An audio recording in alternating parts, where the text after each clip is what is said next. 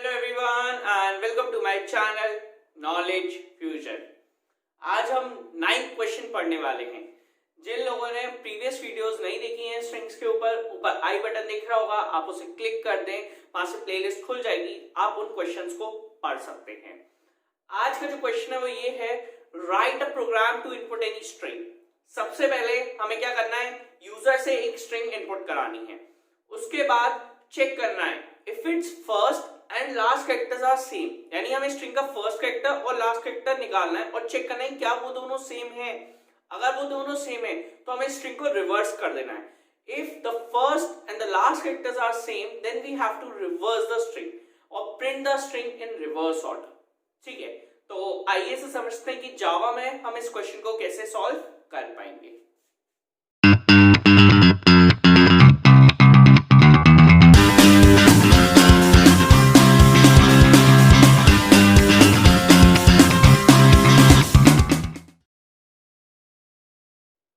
जैसा कि हमें पता है कि इस क्वेश्चन को सॉल्व करने के लिए सबसे पहले हमें स्ट्रिंग का फर्स्ट कैरेक्टर और लास्ट कैरेक्टर निकालना पड़ेगा। उसके बाद उन दोनों को चेक करना पड़ेगा। उसके बाद ही हम ये पता लगा पाएंगे कि हमें स्ट्रिंग को रिवर्स करना है या नहीं।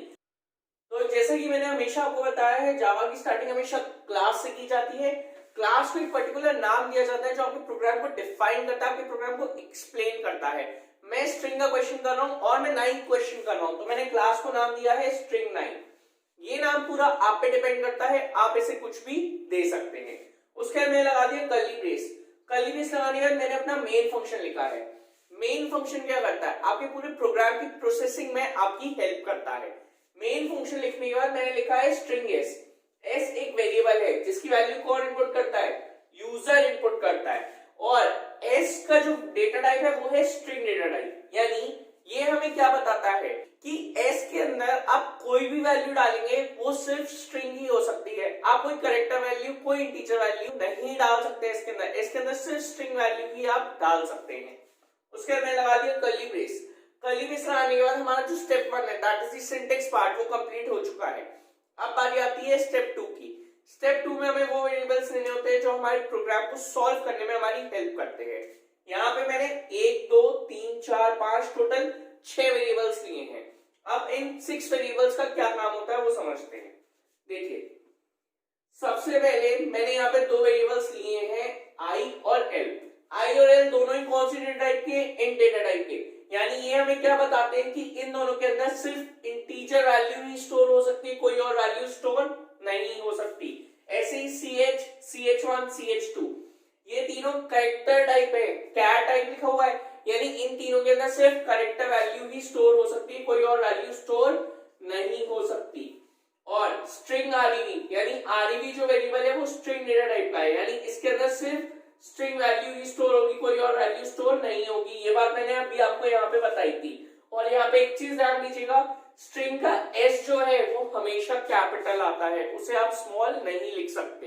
इसके बाद हमें क्या करना है, सबसे पहले हमने लिखा आई।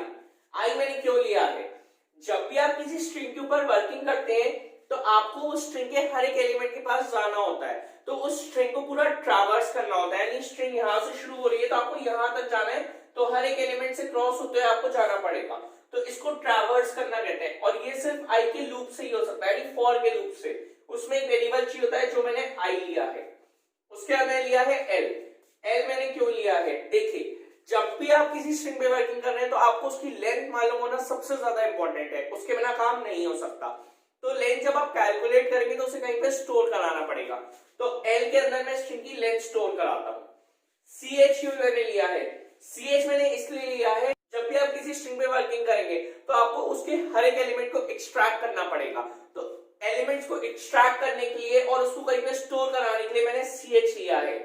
ch में क्या होगा, जितनी भी एलिमेंट्स में एक्सट्रैक्ट करूंगा वो मैं 1 बाय 1 स्टोर कराता जाऊंगा। ch1 मैंने क्यों लिया है, ch1 मैंने अलग से इसलिए लिया है ताकि मैं इसमें सिर्फ फर्स्ट कैरेक्टर स्टोर करा सकूं। और ch2 मैंने क्यों लिया है, ch2 मैंने इसलिए लिखा है ताकि मैं इसमें लास्ट कैरेक्टर स्टोर करा सकूं। जब ch1 में मेरा फर्स्ट कैरेक्टर स्टोर हो जाएगा और ch2 में लास्ट कैरेक्टर, तो मैं इन दोनों को क्या करूंगा, कंपेयर कर लूंगा। अगर ये दोनों सेम होंगे, अगर ch1 और ch2 दोनों सेम हुए तो मैं को रिवर्स कर दूंगा और सेम नहीं हुए तो मैं लिख दूंगा कि first and last characters are not same. तो ये पूरा यहां तक हो गया। स्ट्रिंग आरईवी क्यों लिया है मैंने? आरईवी एक वेरिएबल है, उसको मैंने इसलिए लिया है, पहली बात तो आप ध्यान से देख सकते हैं आरईवी इक्वल्स टू नल। नल कैसे लिखते हैं? Inverted commas open, inverted commas close. इसका मतलब क्या है कि आरईवी बिल्कुल एम्प्टी है, आरईवी के अंदर कुछ भी नहीं है इस टाइम, आरईवी के अंदर अभी कोई भी चीज मैंने इंपोर्ट नहीं करी है। अब आरईवी मैंने नल क्यों लिया है या आरईवी मैंने लिया ही क्यों है? आरईवी मैंने इसलिए लिया है, जब भी हम किसी स्ट्रिंग को रिवर्स करते हैं तो स्ट्रिंग जो रिवर्स होके आएगी तो उसे आपको कहीं पे स्टोर कराना पड़ेगा। तो आरईवी के अंदर मैं अपनी रिवर्स स्ट्रिंग स्टोर कराऊंगा, जो भी मेरी रिवर्स स्ट्रिंग आएगी वो मेरी आरईवी के अंदर स्टोर हो जाएगी, ठीक है, और उसके बाद मैं उसे प्रिंट करा दूंगा। तो ये थी सारी वेरिएबल्स की एक्सप्लेनेशन। अब हम प्रोग्राम सॉल्व करेंगे, तो अब मैं इसको रब कर देता हूं।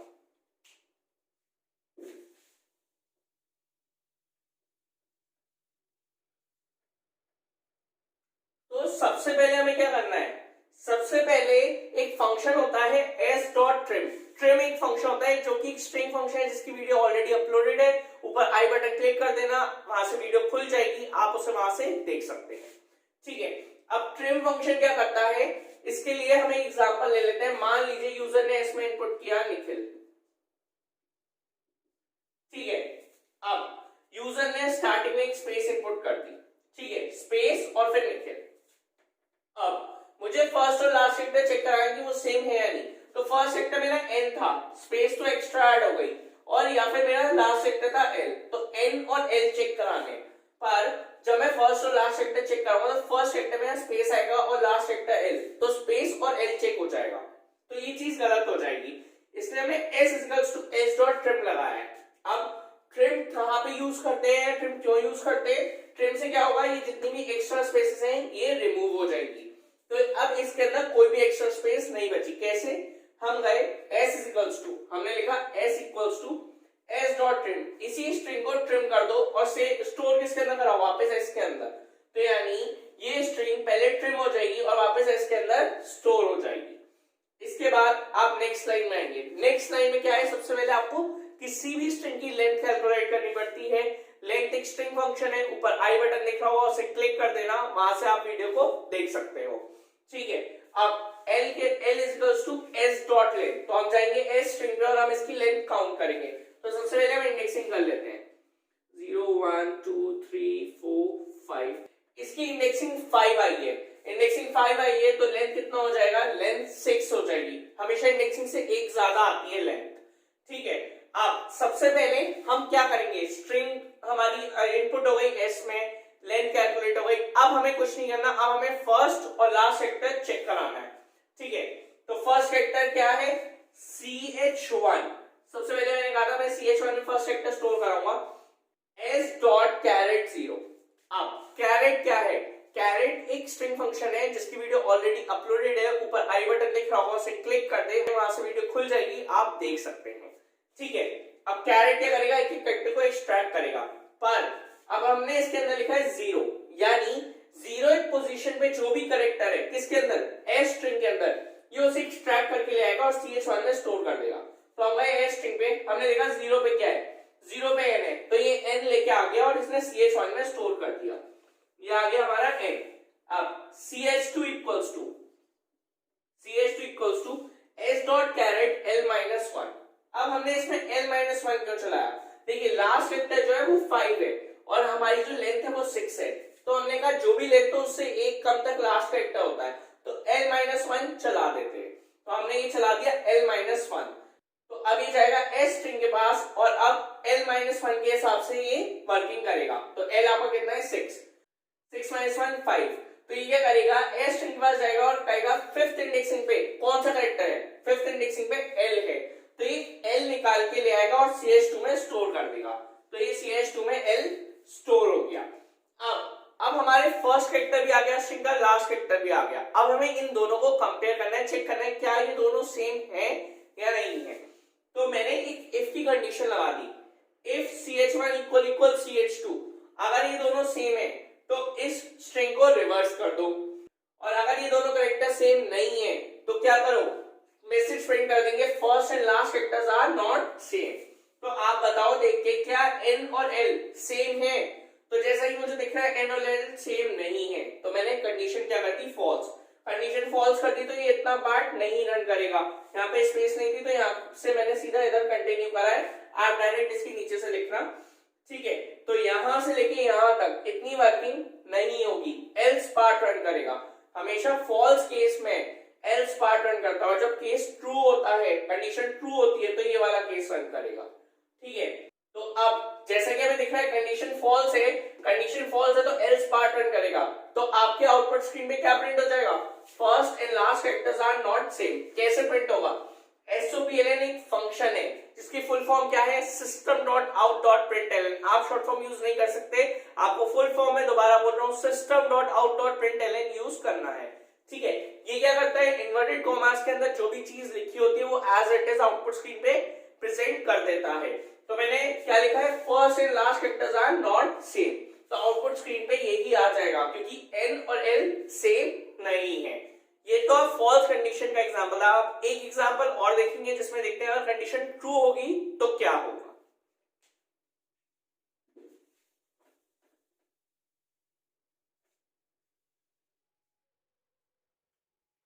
तो इस बार हम मान लेते हैं यूजर ने एस में इनपुट किया है नितिन, ठीक है? क्या इनपुट किया यूजर ने एस में? नितिन। अब सबसे पहले क्या होगा? s equals to s dot trim, trim function run करेगा, यानी इसके आगे और पीछे कोई भी स्पेसेस होंगी तो वो रिमूव हो जाएंगी। उसके बाद सबसे पहले हम इसकी लेंथ काउंट करेंगे, तो लेंथ कितनी आएगी? इंडेक्सिंग कर लेते हैं, 0 1 2 3 4, लेंथ 5 आ गई। लेंथ 5 आ गई तो l के अंदर लेंथ जो है वो स्टोर हो गई।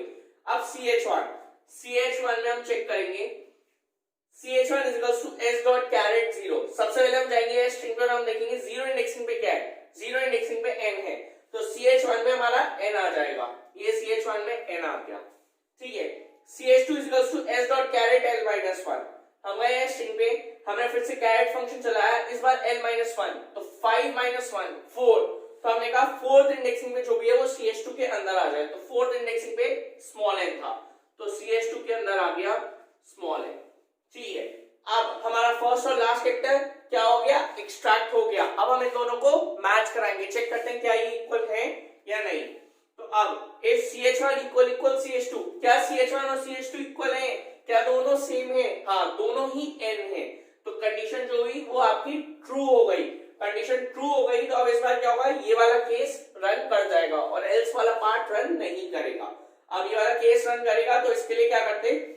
I इज इक्वल्स टू, सबसे पहले फॉर का लूप चलाना पड़ेगा।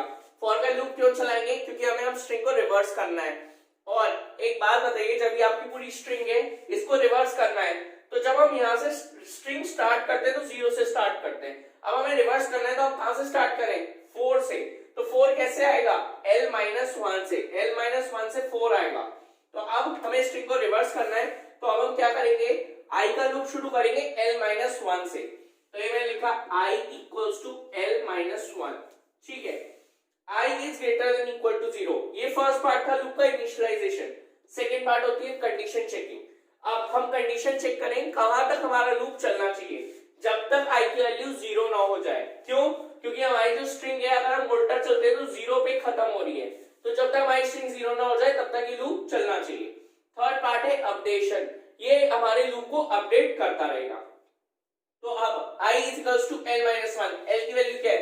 5 minus 1, तो I की वैल्यू क्या हो गई? 5 minus 1 यानी I की वैल्यू 4 है।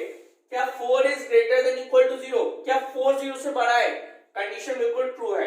कंडीशन ट्रू है तो हम अंदर आ जाएंगे। ch is equals to s dot caret I, ch equals to s dot caret I। इस बार I की वैल्यू क्या है? I की वैल्यू जो है, I की वैल्यू है 4, ठीक है? हम गए s स्ट्रिंग पे और हमने देखा फोर्थ इंडेक्सिंग पे हमें क्या मिल रहा है? फोर्थ इंडेक्सिंग पे हमें n मिल रहा है, तो हमने क्या किया? ch में n को स्टोर करा दिया, ch में n स्टोर हो गया। अब नेक्स्ट स्टेप में है rev equals to rev plus ch, तो ये मैंने लिखा है यहाँ पे rev, ठीक है? rev की इस टाइम वैल्यू क्या है? rev empty है, rev के अंदर कुछ भी नहीं है, तो यहाँ पे कुछ नहीं आएगा।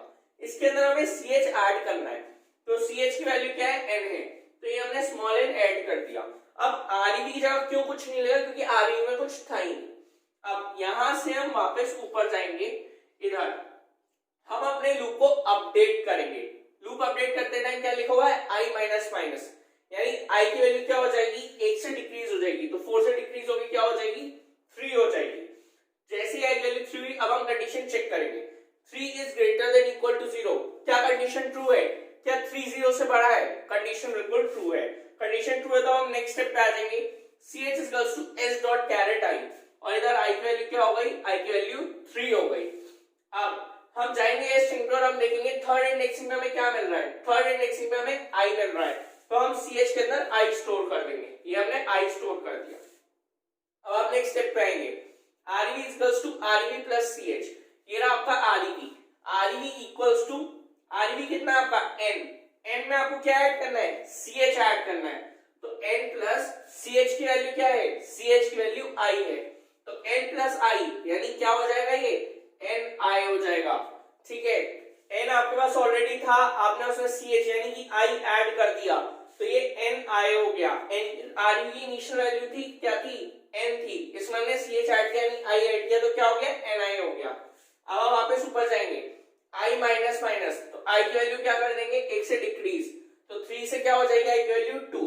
अब हम वापस कंडीशन चेक करेंगे, 2 is greater than equal to 0, क्या 2 0 से बड़ा है, कंडीशन बिल्कुल ट्रू है। कंडीशन ट्रू है तो हम वापस अंदर आ जाएंगे, ch is equals to s dot caret i, इस बार i की वैल्यू क्या है, इस बार i की वैल्यू 2 है। अब i की वैल्यू 2 है तो हम वापस क्या करेंगे, ch is equals to s dot caret i के हिसाब से जाएंगे और जो भी 2 इंडेक्सिंग पे है उसे उठा लाएंगे।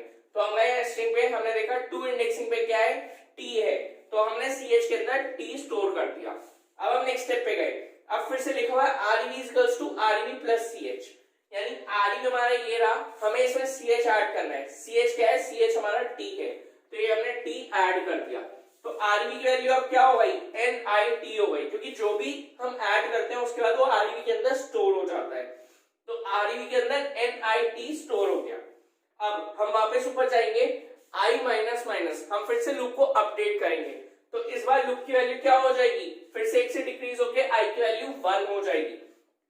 अब आप वापस कंडीशन चेक करेंगे, 1 is greater than equal to 0, क्या 1 0 से बड़ा है, कंडीशन बिल्कुल ट्रू है। कंडीशन ट्रू है तो अंदर आ जाएंगे, ch is equals to s dot caret i, इस बार i की वैल्यू क्या है, i की वैल्यू 1 है, तो हम जाएंगे स्ट्रिंग पे, हम देखेंगे 1 इंडेक्सिंग में हमें क्या मिल रहा है, 1 इंडेक्सिंग पे हमें फिर से i मिल रहा है, तो हम ch में i स्टोर कर देंगे, i स्टोर हो गया। अब हम नेक्स्ट स्टेप पे आएंगे, rev is equals to rev plus ch, आपका rev क्या है, ये रहा आपका rev, इसमें आपको क्या ऐड करना है, ch ऐड करना है, तो आपने ch में क्या देखा है, आपको ch में i दे रखा है, तो ये आपने i ऐड कर दिया, आपका rev क्या था, nit, इसमें आपने i ऐड किया तो niti हो गया।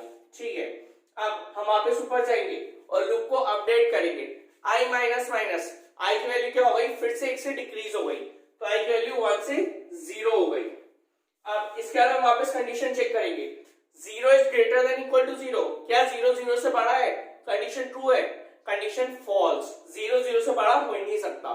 0 इक्वल टू 0, क्या कंडीशन ट्रू है, 0 0 के इक्वल है, हाँ कंडीशन ट्रू है, यानी इससे हमें क्या पता चल गया, इन दोनों में से कोई भी एक कंडीशन ट्रू होनी चाहिए, तो कंडीशन ट्रू है तो हम अंदर आ जाएंगे, ch is equals to s dot caret i, इस बार i की वैल्यू क्या हो गई, i की वैल्यू 0 हो गई। अब हम जाएंगे स्ट्रिंग पे और हम देखेंगे 0 इंडेक्स में हमें क्या मिल रहा है, n मिल रहा है, तो इस बार हमने ch में क्या स्टोर करा दिया, n स्टोर करा दिया।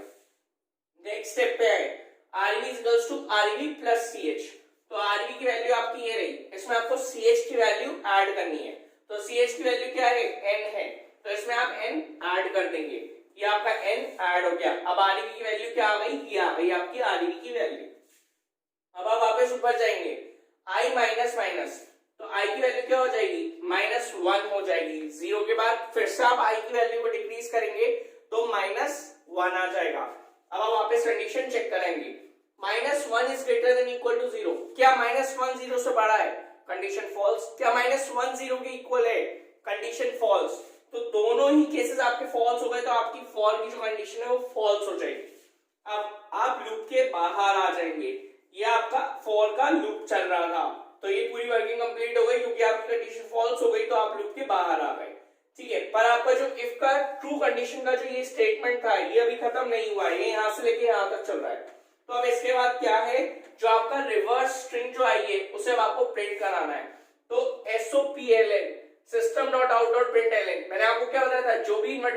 के अंदर होता है वो एज इट इज प्रिंट हो जाता है। तो रिवर्स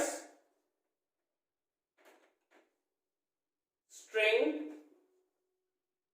इज, तो इतना तो आपका एज इट इज प्रिंट हो जाएगा। क्यों? क्योंकि मैंने आपको बताया था जो भी चीज इन्वर्टेड कॉमास के अंदर होगी वो एज इट इज प्रिंट हो जाएगी। अब जो चीज इन्वर्टेड कॉमास के बाहर है जैसे कि आरईवी, तो वो क्या होगा, आरईवी की जो भी वैल्यू है वो प्रिंट हो जाएगी। तो आरईवी की वैल्यू क्या है, नितिन, तो ये प्रिंट हो जाएगी।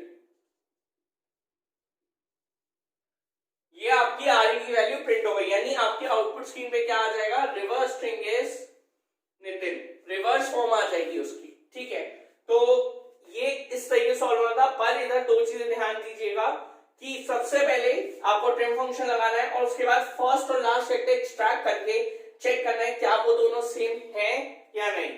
So that's it for the day. ये थी कंप्लीट एक्सप्लेनेशन 9 स्ट्रिंग प्रोग्राम की। आइए अब इसे प्रैक्टिकली देखते हैं। तो जैसा कि आप यहाँ देख सकते हैं जो प्रोग्राम मैंने भी आपको एक्सप्लेन किया था उसका कोड मैंने यहाँ लिखा हुआ है। सबसे पहले हम इस कोड को कंपाइल करेंगे। कंपाइल करने के बाद देखिए लिखा हुआ आ गया class compiled no syntax error, यानी ये प्रोग्राम बिल्कुल सही है, इसमें कोई भी एरर नहीं है। अब हम इसे क्लोज कर देंगे। क्लोज करने से पहले आप एक चीज देख सकते हैं, सबसे पहले मैंने क्या किया है, दोनों कैरेक्टर्स को एक्सट्रैक्ट करा के कंपेयर कराया है। अगर कंडीशन ट्रू हो तो ये मैंने रिवर्स स्ट्रिंग प्रिंट करी है, और नहीं तो मैंने प्रिंट किया है first and last characters are not same. तो हम इसको क्लोज कर देते हैं और देखते हैं इसका क्या आउटपुट आता है। तो सबसे पहले हमने इसका ऑब्जेक्ट क्रिएट किया। ऑब्जेक्ट इसलिए क्रिएट किया जाता है ताकि हम इस प्रोग्राम को कॉल करा सके। हमेशा याद रखिएगा जो आपकी स्ट्रिंग वैल्यू होती है वो हमेशा डबल कोट्स के अंदर आती है। तो लेट्स से पहले हम इनपुट करते हैं स्ट्रिंग निखिल और देखते हैं कि क्या आउटपुट इसका आएगा। तो ये मैंने एंटर प्रेस किया तो ये देखिए आउटपुट आ गया first and last characters are not same. ऐसा आउटपुट क्यों आया, क्योंकि जो मेरा फर्स्ट कैरेक्टर था वो एन था और लास्ट कैरेक्टर जो था वो एल था, तो वो दोनों सेम नहीं थे, इसलिए ये आउटपुट आया। अब एक एग्जांपल और देखते हैं। अब अगर मान लीजिए मैं कोई भी स्ट्रिंग इनपुट ही नहीं करता, मान लीजिए नल स्ट्रिंग इनपुट करता हूं, तो क्या होगा, आउटपुट नहीं आएगा, एरर दे जाएगा। क्यों? क्योंकि हमने पहले ही दिया हुआ है ch=s.caret0, यानी कि हमें पहले जीरो पोजीशन पे जो कैरेक्टर है वो एक्सट्रैक्ट कराना है, यानी फर्स्ट पोजीशन पे, और जो लास्ट पोजीशन पे उसको एक्सट्रैक्ट कराना है। तो जब हम कोई स्ट्रिंग इनपुट ही नहीं करेंगे तो एरर दे जाएगा और प्रोग्राम वर्क नहीं करेगा। और इस एरर को हम सिंटेक्स एरर नहीं, इस एरर को हम रन टाइम एरर बोलते हैं। रन टाइम एरर क्यों बोलते हैं? क्योंकि जब हमने प्रोग्राम को रन कराया तब ये एरर आया है। तो अब हम इसको क्लोज करेंगे। इसको ये टर्मिनल विंडो जो होती है जिसपे आपका आउटपुट आता है इसे भी क्लोज कर देंगे। तो अब एक और एग्जांपल देखते हैं। इस बार हम एक स्ट्रिंग इनपुट करेंगे नितिन, NITIN। अब अगर मैं ये स्मॉल एन डालता हूं तो ये गलत हो जाएगा, मुझे कैपिटल एन डालना पड़ेगा। केस भी चेक किया जाता है, तो केस का आप ध्यान रखिएगा। तो ये देखिए रिवर्स स्ट्रिंग इज नितिन, इसने उसी स्ट्रिंग को रिवर्स कर दिया, पर रिवर्स करते टाइम क्या हुआ, स्ट्रिंग आपकी पैलिंड्रोम थी तो सेम आई है। तो ये आउटपुट था। इससे ये हमें पता चला कि अगर हमारे फर्स्ट और लास्ट कैरेक्टर सेम होंगे तभी हमें reverse string as a output मिलेगी। आई होप आपको एक प्रोग्राम क्लियर हुआ होगा। अगर ये वीडियो पसंद आई हो तो इसको लाइक करें, शेयर करें और चैनल को जरूर सब्सक्राइब करें। और एक इंपॉर्टेंट बात, अगर आपको कोई भी कैसा भी डाउट है या फिर कोई भी क्वेरी है तो आप मुझे कांटेक्ट कर सकते हैं। मेरी मेल आईडी, मेरा कांटेक्ट नंबर और मेरी इंस्टाग्राम आईडी डिस्क्रिप्शन बॉक्स में अवेलेबल है। Have a good day.